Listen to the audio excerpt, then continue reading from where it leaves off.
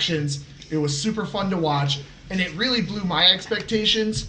I didn't think they would give it a whole lot of time just to protect Kurt with his injuries, his neck. He still had his quad wrapped up. To protect Rousey, who knows how long she's actually been taking bumps and training. But they didn't. They gave it like 15 minutes, 20 minutes, and it was entertaining the whole damn time. But, I kind of really hope I really wanted her and Hunter to just go at it. And that right hook she threw in Stephanie's gut when she was doing her punches, I reacted huge. I popped huge for that. Yeah. Just because it legitimately looked like she knocked the wind out. I like the throwback to, just kind of the MMA wrappings, the 2-ounce gloves that kind of just protect your knuckles and your hands. She looked uncomfortable in her gear. She was tugging at it a lot, making sure, lady parts didn't pop out. So maybe redesign that. My wife and I talked about that. Is that she's probably gonna have new gear. She'll probably have knee pads. Look, she cut her knee up pretty good too. Yeah. So there's a bunch of little things, but it's her first match. Yeah. So. Exactly. Overall, this was the most entertaining match on the card, top to bottom. Awesome entrance from Hunter and Stephanie. It was a throwback to last year, but it was still super BA. I think you said Brandon Hunter's bike cut off when they were getting started. They're sitting on the stage and his bike cut off. Yeah, but it was just overall top to bottom, most entertaining match on the card. In my opinion, I give it 4 out of 5 slam burgers. Well, I think the fact that everybody expected so little out of it, the fact that it came out swinging and actually excelled, made it that much better because it's starting from 0, go to -5, everybody's expectations, and jump 15 ahead. That's huge. That is why I love WrestleMania. And not counting Kurt Angle's return to the ring with the Shield back last September or whatever.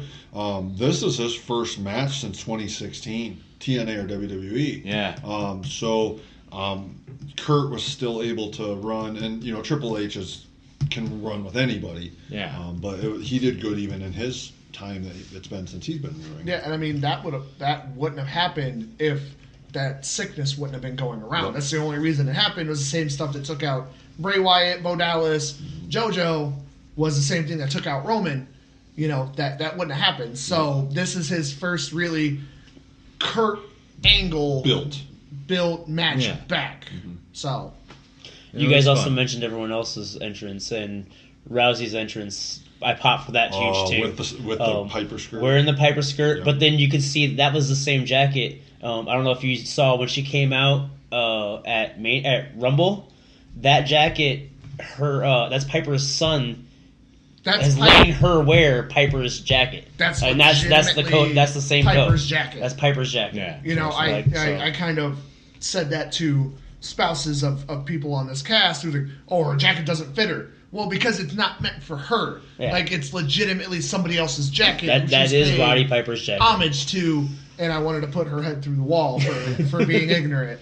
He's talking about my wife. Yeah. I was trying to be nice, but yeah. No, my wife tends to cling to say, that person looks fat. They look like they put on extra weight. It's like, yep, they're on the road all year long. They've got fast food. It's bulking season, bitch. It's gonna happen. It's winter. Move on. Yeah. KFC still open? Right. They discontinued the Double Down. All right. So moving on, we had the SmackDown Tag Team Championship match.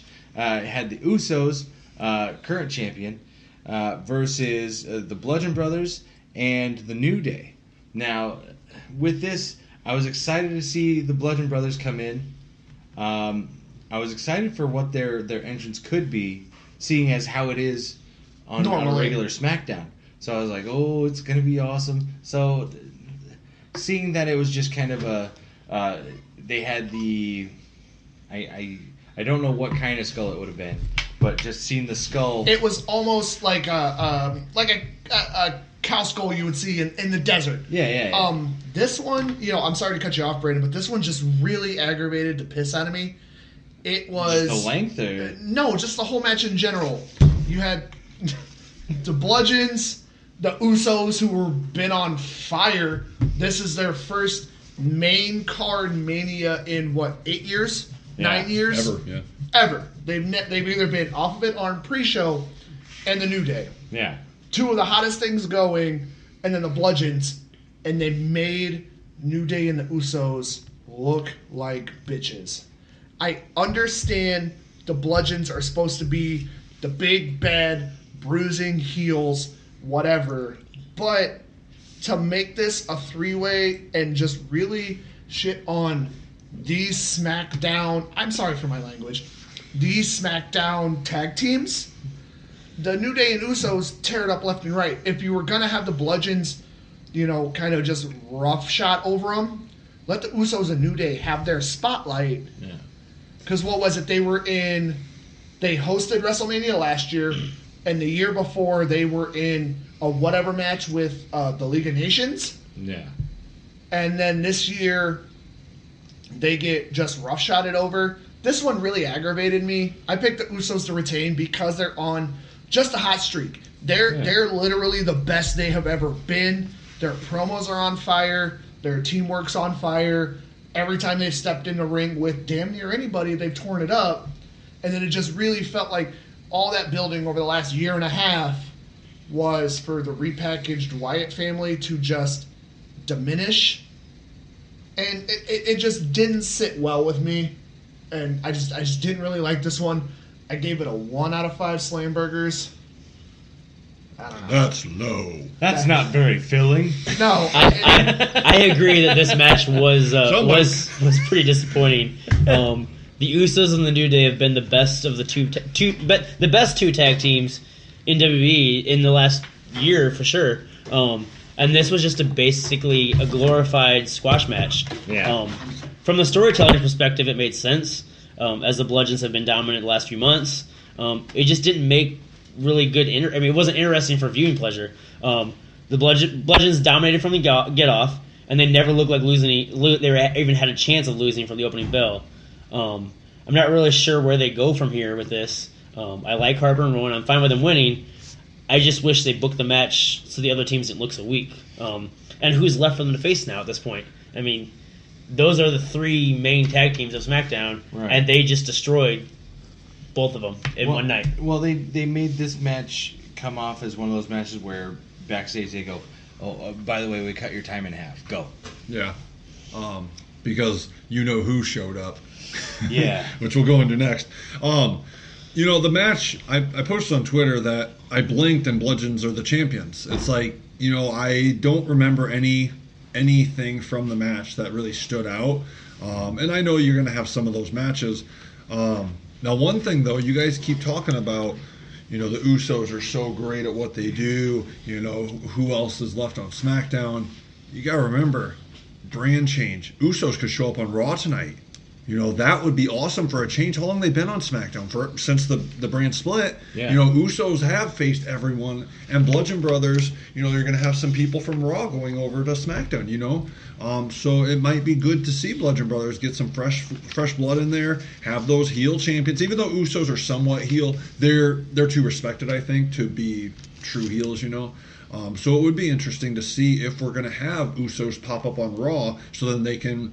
they've made their run on SmackDown. Let's see some new matches. Yeah, absolutely. And we'll talk about the Raw tag titles later. But Usos can have a great match. Raw has I think a better overall tag division, so it would be cool to see the Usos moving over. And maybe that's why they did drop them. Now, granted, the New Day, maybe they should have gotten the titles because of how great they are. But it's gonna New Day chasing Bludgeons, I think, is more exciting than Bludgeons trying to beat down New Day with their goofy stick. Yeah. Yeah, I mean, one thing I could see, I kind of stepped away because I'm just a real big fan of Usos and their work, and I'm a real big fan of New Day. So this one kind of hit home with me, so I stepped away and regathered my thoughts.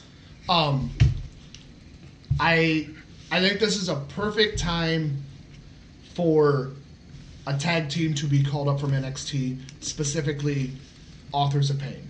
Yeah, it'd be good. I mean, they're both big, bad, bruising tag teams, and it would just be really good, kind of a throwback to like Demolition and the Twin Towers or Demolition and like Earthquake and all of that, just two big teams beating the piss out of each other. Now, do you think Cornette does anything for that team? Cornette isn't even in Or WWE. not Cornette. Thank you. Cornette. They're all Jims. No, Ellering is just their mouthpiece. Okay. Yeah, but I don't think Because I don't know Cornette. what heritage they are, but they're two heritages where they use their native language to cut their promos, and then they'll throw in English. Okay. I know they're legit badasses. One of them's MMA, and one of them was a almost damn near Olympic or like a Pan Am Games amateur wrestler. So Ellering kind of cuts the longer American English promos for them, and then they'll spew in their native tongue. I like I said, I don't know what heritage they are, but that's what Ellering is there for. Okay. And it's just kind of the rub of, look at these two big badasses.